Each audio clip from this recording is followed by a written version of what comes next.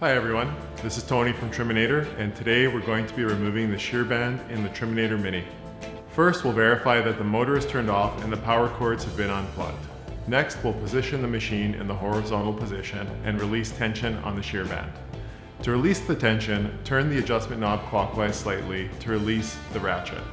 While turning the knob, flip the pawl off the ratchet so it's no longer in contact. Once the pawl is no longer engaged, release the tension knob and the shear band will now hang freely within the trimmer.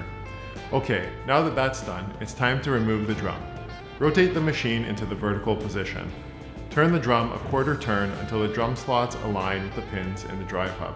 Pull the drum away from the machine and remove it from the body.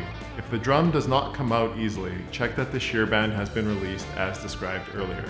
Next, we'll remove the shear band. This can be done in any machine orientation you choose, vertical, horizontal, or on an angle. I prefer to have the machine horizontal. To do this, pull the shear band off of the metal tabs which hold it in place.